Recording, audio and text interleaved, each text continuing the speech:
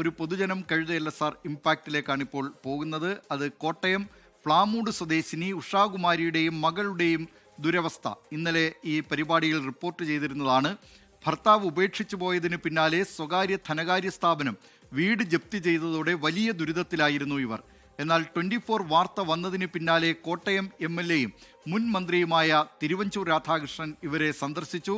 ആവശ്യമായ എല്ലാ പിന്തുണയും കുടുംബത്തിന് നൽകുമെന്നും കോടതി ഉത്തരവിൽ ഇളവ് നേടിയെടുക്കുന്നതിന് വേണ്ടിയുള്ള കാര്യങ്ങൾ ചെയ്യാമെന്നും തിരുവഞ്ചൂർ രാധാകൃഷ്ണൻ MLA 24നോട് പറഞ്ഞു. എല്ലാ കാര്യത്തിലും നാട്ടിലുള്ള മുഴുവൻ നമ്മളുടെ സഹപ്രവർത്തകരെല്ലാം കൂടി 100% സഹായിച്ചു. കോടതിയുടെ ഒരു ജപ്തി നടപടി ആയതുകൊണ്ട് ബാങ്കിന് മാത്രമായി ഒരു തീരുമാനം എടുക്കാൻ പറ്റില്ല.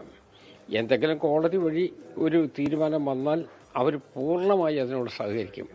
അതുകൊണ്ട് സ്റ്റേക്ക് പോകാനായിട്ട് നമ്മൾ ശ്രമിച്ചുകൊണ്ടിരിക്കുകയാണ്. ആ സ്റ്റേ കിട്ടിക്കഴിഞ്ഞാൽ തൽക്കാലത്തേക്ക് ആശ്വാസം. ലോകത്തെവിടെയായാലും ഏത് സമയത്തും 24 വാർത്തകളും ഓഗ്മെന്റഡ് റിയാലിറ്റി പാക്കേജുകളും എക്സ്പ്ലെയിനറുകളും വിശദമായി കാണാൻ ഞങ്ങളുടെ YouTube ചാനൽ നിങ്ങൾക്ക് സബ്സ്ക്രൈബ് ചെയ്യാം.